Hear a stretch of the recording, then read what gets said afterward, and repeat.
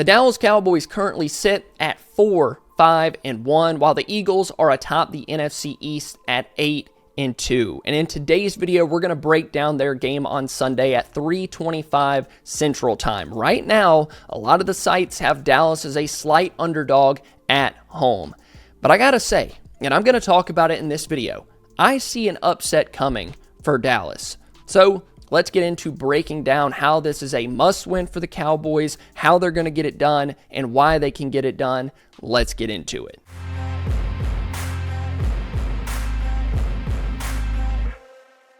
Before we get into breaking down this game, I wanted to look at the playoff chances, who's on the bubble, who's in right now, and the Cowboys are at 10. They have a 6% chance as it currently stands. They have a 3% chance if they lose against the Eagles, and an 11% chance if they win. I know 11 is not a really big number, probably doesn't give you a ton of hope that Dallas is going to make the playoffs, but it nearly doubles your chances. If you can double your chances with a win every single week, then you have a really good chance of getting into the dance. The Carolina Panthers, who are currently ahead of you because of their record's better, but also a head-to-head matchup gives them the advantage. If they were to lose, they drop to 13%. If the Cowboys win, they get to 11. The Carolina Panthers drop to 13%. Then you look at the Lions, who currently sit at 73. If they lose, 55. If they win, 78%. The team below you, the Minnesota Vikings, who are in the hunt, are at 5%. If they lose, it drops to 2. If they win, it jumps up to 13.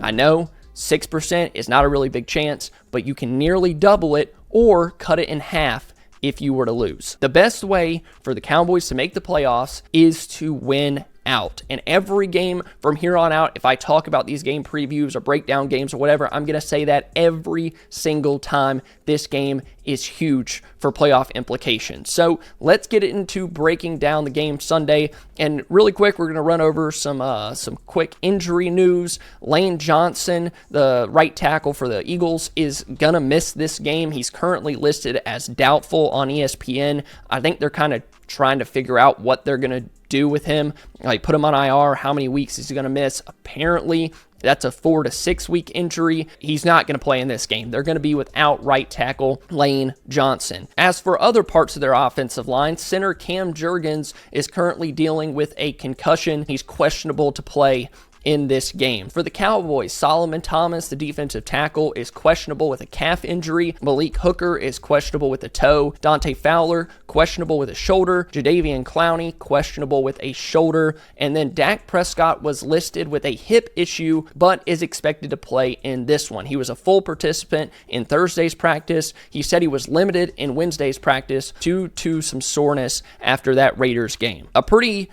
healthy game for the Cowboys, all things considered. I do expect Malik Hooker and Solomon Thomas and Dante Fowler and Jadeveon Clowney, I expect those guys to play, but we're going to have to see as the week goes on, what do their practices look like, especially today. I'm recording this early Friday morning, so we haven't seen the injury report for Friday. I do expect a majority of those guys to play, not any really big injury news that maybe affects the game. Now, I want to get into the 4 pathways for a Cowboys win, avenues why Dallas can win this game. And going into week 1, right, I wasn't expecting, or I didn't have a ton of ideas for how Dallas could beat the Eagles. I was looking at the Cowboys team, and I'm like, okay, well, they have A.J. Brown and Devontae Smith, and Jalen Hurts can run. The defense is kind of, they're not good enough on the interior, or the Cowboys offensive line isn't going to be able to hold up against Jalen Carter. I couldn't put together in my brain how Dallas was going to win. But that was 2.5 months ago. I don't even know. What are we? We're in November. That was 2.5 months ago. These are not the same teams. And I know that Dallas is at 4-5-1. The Eagles are at 8-2. But I promise you, this is a lot closer than people realize. So let's get into number 1. One of the pathways: attack the Eagles' offensive line, attack where those injuries are, and make this team one-dimensional. With Lane Johnson out, and possibly Juergens, the Philly O-line is getting thinner and thinner with those injuries, and that's going to give Dallas an edge. Get this team off schedule, a team that has really struggled on the offensive side of the ball, and control the line of scrimmage up front. Doesn't feel like we've been able to say that in a Dallas and Philly matchup in years, but with how the offense is playing for Philadelphia, that team has been winning in spite of their offense and not because of them. If Dallas can control the early downs, stop the run, and force Hurts and the receivers into third and long situations, they'll have a much better opportunity to control and win this game. Without Lane Johnson, the Philly O-line is not nearly as good as they were last year, whether that's got to do with scheme or players up front. I mean, they haven't been great this year anyway, so then you put a backup in the game, go after those backups. Put your best pass rusher, whoever you think is your best pass rusher over there. If Cam Juergens is out, confuse the backup center, double A-gap mug, blitz the A-gap, stunts up front. Matt Eberflus should be trying to do all of those things that confuse guys up front, guys that don't get to play a ton, and then you can get after Hurts. Quinnen Williams, Kenny Clark, Osa Odigizua. You need the interior to play well on early downs. The Eagles, like I mentioned, they hadn't ran the ball well this year, but I think as a Cowboys fan, I'm still scarred from the first 2 months of the season, so I am going to throw it in there. Please stop the run and get this team off schedule. Earn the right to rush the passer. And then I think if you get Jalen Hurts into those third and long situations, you're going to have success. And also, a quick note before I get to the second key. This is for you, Matt Eberflus. Spy Hurts. Put Overshown roaming around the middle, or tell the defensive lineman to really keep contain on the outside, because Williams and Clark and Osa are going to get interior pressure. We know that. And then Hurts, like he always does, he's going to roll out to his right. Have a guy there.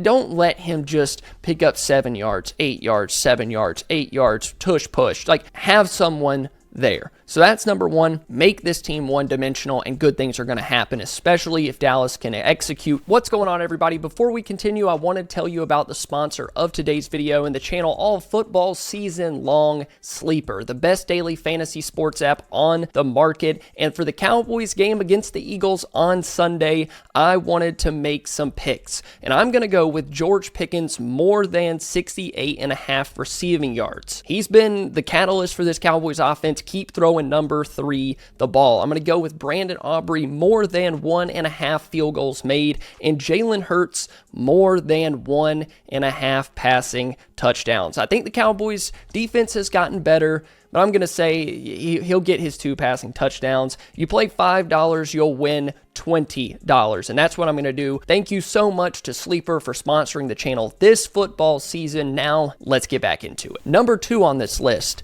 which is George Pickens have a game. I don't know who the Eagles are going to want to stop more, Pickens or Lamb, so this might end up being the other way around. If they're dead set on doubling Pickens or helping with Pickens, then maybe Lamb will be that guy. I just say Pickens because he's been so good. But it's going to be number 3 versus Adoree Jackson. The ball needs to go that way 10 to 15 times in this game. That should be your offensive plan. Now, if the Eagles, like I said, are set on helping Adoree Jackson, fine. Throw it to number 88. Both of those guys should probably have 8 to 10 targets. It's obvious at this point in all of our careers of watching football, right? Watching this 2025 Cowboys team, you throw it to Pickens and good things are going to happen. Throw it to your best player. You're facing an Eagles team that their strength on defense is in the trenches. Dallas cannot go in there, and I feel like I'm speaking from remembering Jason Garrett as the head coach, but you can't go in there and say, we're going to punch them in the mouth with a run. This is how we're going to win the game, blah, blah, blah. That's not going to work. Yes, run the ball. Try to run it well, but don't get married to it. Don't get stubborn. Have a plan to get 88, get 3 the ball, hit the easy button for Dak, and then take your shots on those outside corners. Get those big plays. Push the tempo of the game. I know it's easier said than done because the back end of the Eagles defense still has Cooper DeJean and Quinyon Mitchell. Those 2 young corners are really good. That's why they can't be an afterthought for Shoddy. If he's so worried about Jalen Carter, you still got to worry about the guys on the back end. Have a plan to attack this team down the field. So defensively, attack the Eagles O-line. Offensively, Adoree Jackson, bet on your passing game because that's where you get your big plays. And that leads us to number 3. And I actually lied. I only have 3 of these. All right, I said 4 at the beginning of the video. Number 3, control the tempo of the game. We know what this team is at this point. We've seen the best of both worlds this year. On one hand, the offense can't get anything going. The defense can't get a stop, and it turns into a disaster like it did against the Cardinals. And then we've seen the Dallas defense is able to string together a couple stops. The offense is hitting big plays downfield. The passing game gets going. The run game is steady.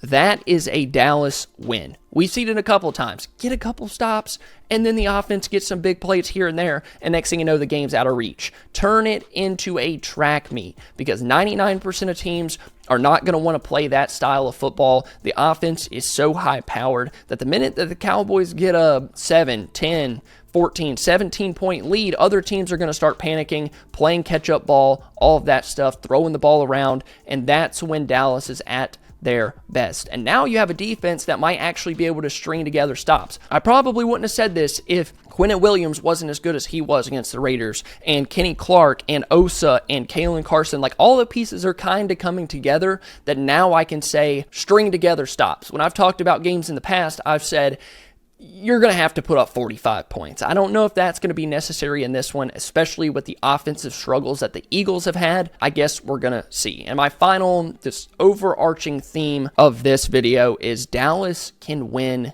this game. This is just how I think they can win it, or some things that they could do to have success. But I really do see multiple avenues for Dallas to get a win, to walk out +5 or at 500 and in a whole lot better situation than if they were to lose. At the beginning of the year in week 1, I didn't see a ton of ways for the Cowboys to get that win, and they ended up actually hurting themselves in that game with the Miles Sanders fumble and the CeeDee Lamb drops. They really had a chance to get a win there, but 2.5 months removed, I know the record isn't sitting at what we all wanted, but just looking at how these two teams have played, the additions that Dallas has had, I think the Cowboys get a win, and my final score prediction is going to be 31-27. Dallas gets a big win. You know, the underdog gets a victory in this one. So you guys let me know down below what you think in the comments. If you enjoyed, please be sure to leave a like and subscribe to the channel for more Cowboys content just like this. I kind of want to go live for you guys, but my internet is really in and out. So if you want me to go live before the game on Sunday, please let me know down below in the comments. Thank you guys so much for watching. I love you all, and I'll see you next time. Subscribe. All right. I love you guys. Bye.